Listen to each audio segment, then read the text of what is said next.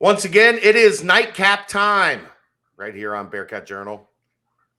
Brought to you by our good friends at Galactic Fried Chicken. Download the app for Android, iPhone, everything Galactic. Simply visit www.galacticfriedchicken.com.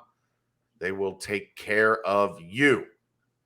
I haven't used the sauce in a couple of days, Aaron. I feel.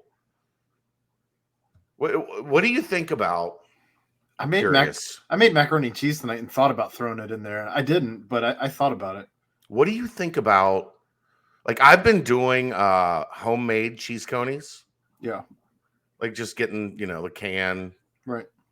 Doing the hot dogs and the whole 9 yards. And what do you think about instead of mustard? With you, it's only 8 yards because you don't do onions, but onions are disgusting. The whole 9 yards would include that. Just saying. Onions are gross.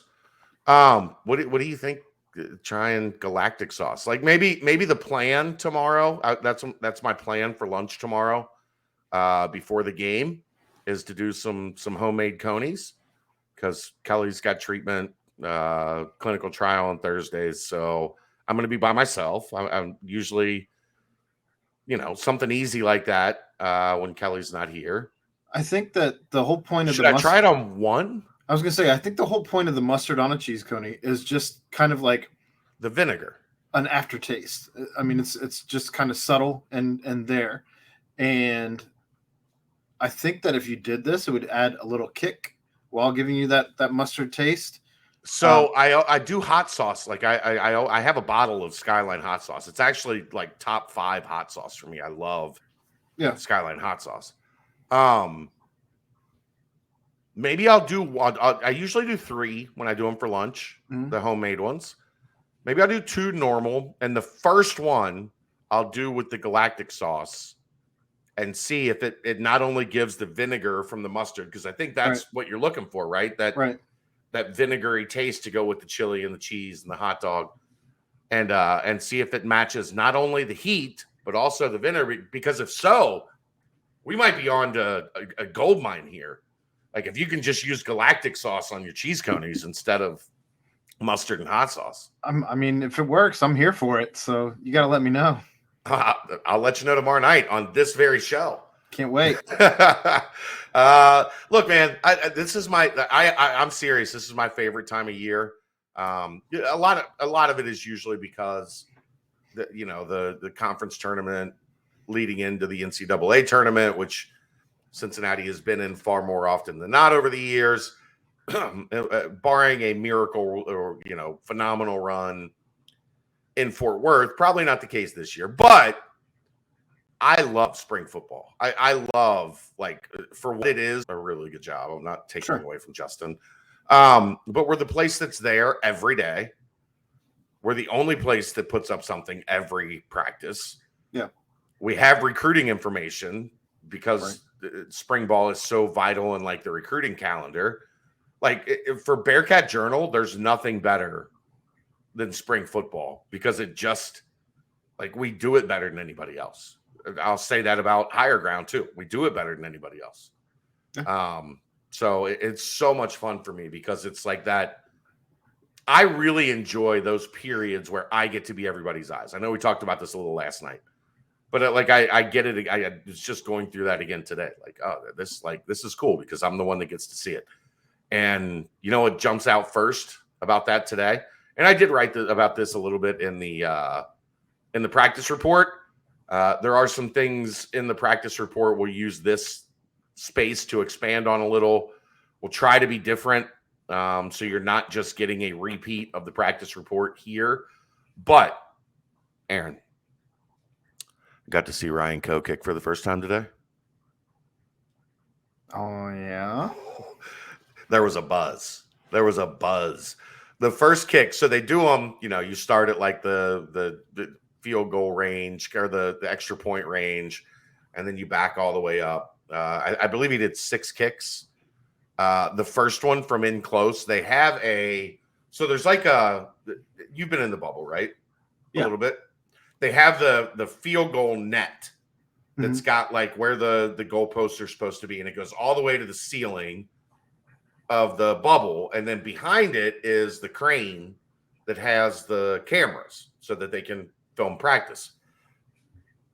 That first one, and he did it clearly on purpose.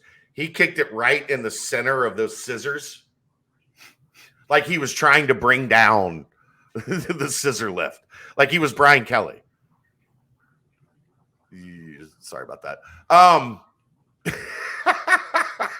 You're not even gonna back me on that one.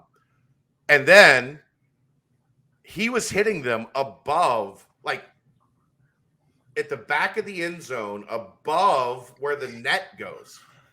He was kicking them so high and so like far. And then the farthest one he got to 47, and he missed it by maybe 6 inches, but it was above. And you know how far up, right, from being in there, the goalposts go.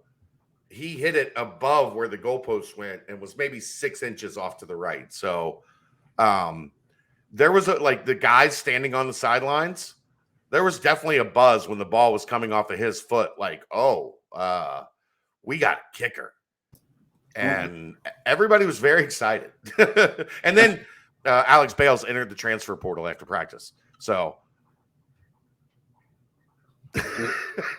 did he really? Yeah, that's the report.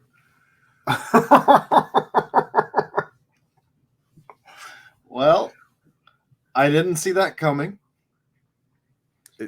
But Ryan Coe has got a monster leg. What are you gonna do? So that was like, and it was the one. If you watch the Wired Wednesday today with Carrie Combs, how much of I said that to Shark when I walked in today. I saw her. She had the camera and it was pointed right at Carrie, and you could tell like this was the Carrie Combs Wired Wednesday. I was like, that's a layup. She's like, what do you mean? Like, I think she was thinking I was like taking a shot. And I was like, no, like the first Wired Wednesday with Carrie Combs on the field. Of course you do Carrie Combs for Wired Wednesday. But that was the beginning of it. There was the start of practice. And it gave some juice to everybody around because it was like, all right, we got a weapon now at kicker. So that was how many years does he have left? I believe 2. Okay. Maybe with COVID 3, but at least 2. Okay. Very good. Ooh. And you saw how he was built. It's a big boy. It's a big boy. So Sauce was there towards the end of practice. He's back in town training, getting ready for pro day. So, I saw the pictures. It looks like he hasn't changed since the combine. No, he said he's like this is my fit. I'm keeping this fit on.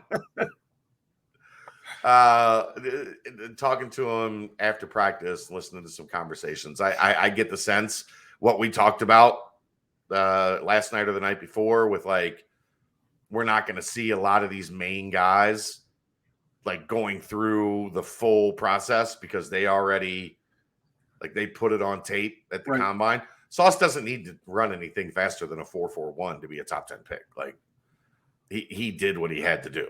So you good. Yeah. So pro day is going to be interesting just to see what everybody, because normally for Cincinnati, all of the seniors are like trying to make their impression.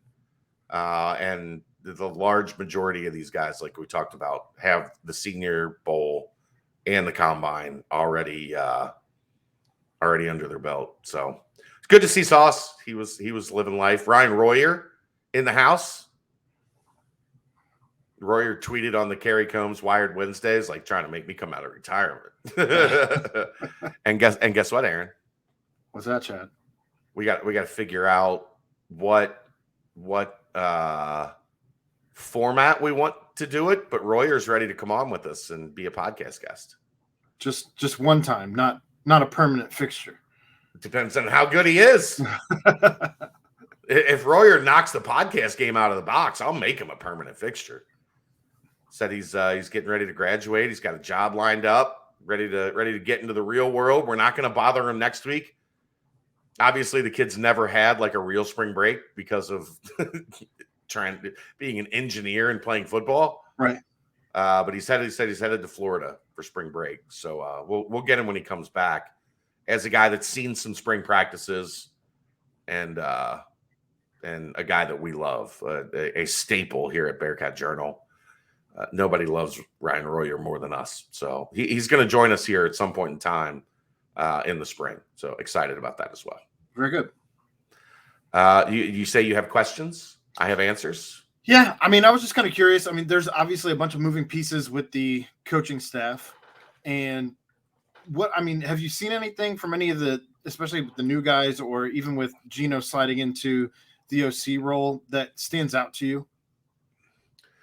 No, it's a pretty mellow, like obviously Carey is Carey. Like we know that you come to expect. You can't take that out of him. Cummings is a pretty lively dude. They just put the pads on today, so I haven't spent a lot of time around the offensive line yet. I usually wait until, they can really get after it to kind of pay attention to Cummings and Walt. But yeah, Hitchler's a guy that stands back there. He learned from Tenuta. He stands back, 40 yards behind the play and screams at people. It's what safety coaches do. Like they have to raise their voice. Everybody's 30 yards away from them. Monday was interesting. We talked about this a little bit with Luke, like getting the look at Luke coaching linebackers, and not like, a lot of times he wants to stay away and like let his coaches coach. Right. But with that one spot opening, he kind of is like, ooh, I get to step in and be a position coach a little bit again. I mean, I noticed even when I was there, like he got down, I don't recall who he was showing, but he was showing him like what position he wanted them in as the ball was being snapped, like how to crouch and all of that. But yeah, good to see Luke back in that element. He enjoys it. Like he thoroughly. I'm sure he does. It. No, Mike Brown is pretty energetic, but he's not like, he's not Carey. He's not like flying around and, the voice is on 10 at all times. He's got a little bit more of a cerebral tone to him as well. But I think it's business, right? Like they have a very business-like approach that's like, we're out here to get better. And the thing for me, like when Mick talks to kids and they talk about how high energy practice is, because when it becomes normal, right? Like we talked about it a lot 5 years ago. Like, man, practice is fast, like up tempo. Everybody's got to run. You got, there's no walking. So you get accustomed to it. And then when you hear kids talk about it and they're like, man, that was like college practice is legit. Well, and you start to remember like these dudes do get out there and get after it. For those who haven't actually been to a UC practice though, like there's no big group whole team water break or anything as they're switching between positional drills or anything like that. Like you can grab your water, or even if you have to step out in between your reps, you go grab a quick drink or something like that. But yeah, I mean, there's no downtime really. Like maybe some of us experience at like the high school level or something like that, where you would have like whole group break for 5 minutes, 3 minutes. They have one like standard, I think it's right in the middle of practice. It's like a 3 minute, take a knee, but that's it, and you're talking 2 hours, 2.5 hour practices. Like if you come off, like if you're with the ones and you come off the field and the twos are going on and you need a water, like there's a trainer there to squirt some water in your mouth. But you better be smart about it, because if not, they're moving. Yeah. They're moving whether you get your water in or not. It's on you to know, okay, just came out, had 6 plays, went hard, sweating. Somebody better come over. Hey, get the water. So it's up tempo. It's the energy is very high. It keeps practice. Practice can be a very tedious thing if it's not constantly moving. Like if you feel like you're just standing there watching the same crap over and over and over again, you get pretty bored watching practice. It's like the difference between being stuck in traffic or pulling off and taking the back road, right? No, it's very much like that. Good analogy. So yeah, day 3. I think we're now that the pads are on, we'll get one more Friday, and then they'll be off for spring break, and then 11 days in between practices, and then they'll be back after spring break, ready to go. Gearing up towards the spring game, which we just got a time today, April 9th, 1 p.m. I like that because I think I'm going to have to go to Indy on the 8th to watch some AAU, and then back to Indy on the 10th for some more AAU. So getting practice on the 9th at 1 o'clock, I think I can work around. Might be able to even the game. You mean like the spring game? Game? Spring game. I might be able to even get the spring game in, and then get back to Indy to do some stuff for Saturday night. So nice. That's going to be a fun 3 days of coverage that you won't get anywhere else. Well, as you say that, there's a ton of stuff that we didn't cover that's in your spring practice report on bearcatjournal.com. But that was already 15 minutes of talk. So without going into long podcast form here.